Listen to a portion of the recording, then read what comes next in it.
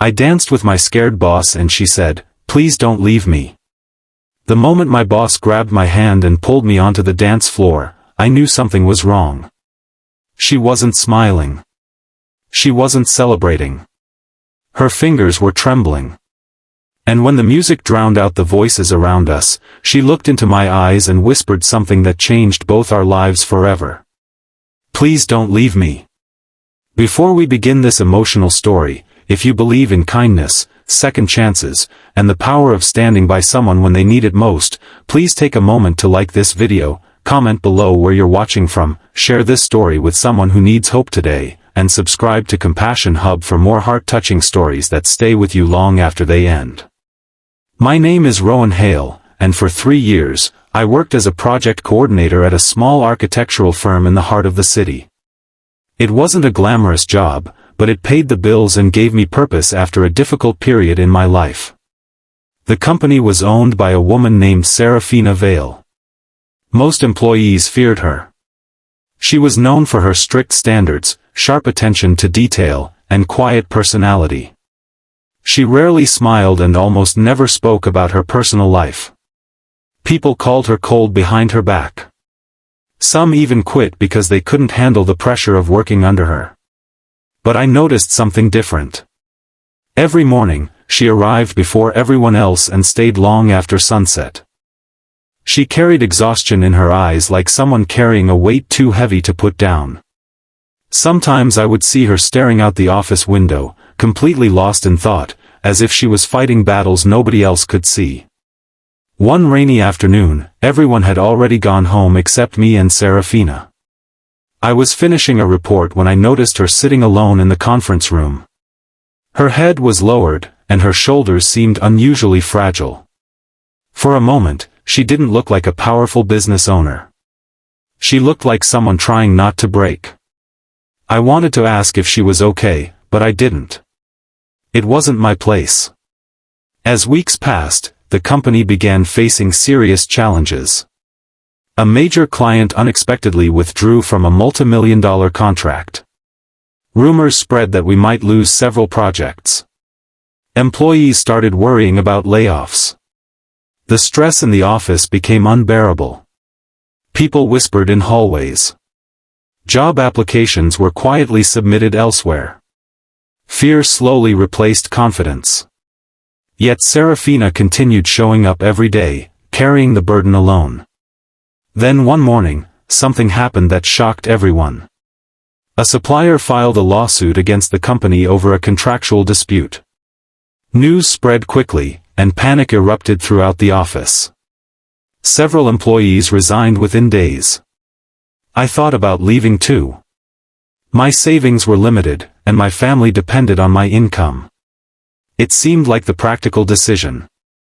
One evening, I stayed late to organize project files.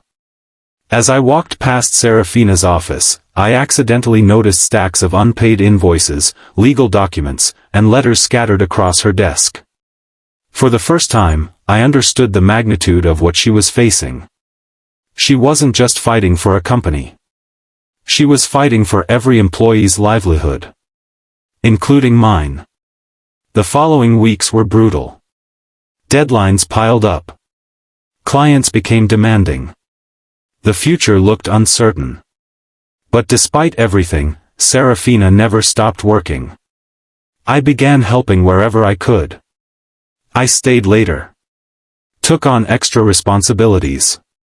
Solved problems before they reached her desk. She never asked me to. I simply couldn't stand watching one person carry so much pain alone. Slowly, something changed between us. Not romance. Trust. She started thanking me. Asking for my opinion. Sharing small details about the company's history. One evening, while reviewing project plans, she told me that her father had started the company decades ago. After his passing, she inherited not only the business but also enormous debt. Every success she achieved had come through sacrifice. Every setback felt personal. That conversation revealed a side of her nobody else had ever seen. The woman people called cold was actually terrified. Terrified of failing. Terrified of disappointing her father's memory. Terrified of letting hundreds of dreams collapse under her watch. Months later, against all odds, things began improving. Several clients renewed their contracts. The lawsuit was resolved. New projects started arriving. For the first time in a long while, there was hope. To celebrate, the company organized a daytime appreciation event at a beautiful garden venue overlooking a lake. Employees brought their families. Children ran across green lawns while soft music drifted through the warm afternoon air. The atmosphere felt different. Lighter. Brighter. Almost healing. As everyone enjoyed the event, I stood near the lake watching sunlight sparkle across the water. Then I felt a gentle tap on my shoulder. It was Serafina. She looked different that day. Not like a boss. Not like a stressed executive. Just a human being finally allowing herself to breathe. The band began playing a slow instrumental melody.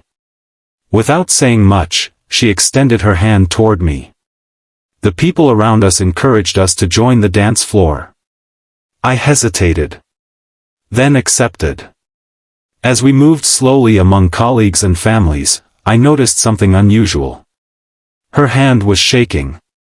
Her eyes seemed filled with emotion she had held back for years. Then she leaned slightly closer and whispered words I will never forget. "Please don't leave me." The music continued. The crowd laughed and celebrated around us. But for a moment, everything else disappeared. I understood what she meant. She wasn't asking me to stay because of business. She wasn't speaking as a boss. She was speaking as someone who had spent years carrying loneliness in silence. Someone who had watched people leave whenever things became difficult. Someone who feared abandonment more than failure. I looked around at the employees smiling nearby. At the children playing. At the company she had fought so hard to save. And I realized she wasn't just protecting a business. She was protecting a family built through years of sacrifice. I told her that some people stay. Not because it's easy. But because loyalty matters. For the first time since I'd known her, tears appeared in her eyes. Not dramatic tears. Quiet ones. The kind that come when a person finally feels understood.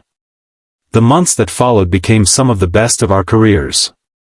The company expanded, hired new staff, and achieved success nobody thought possible during those dark days.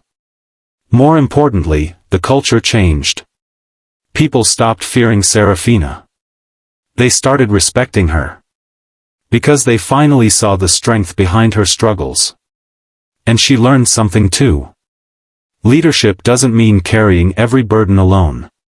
Sometimes strength means allowing others to stand beside you.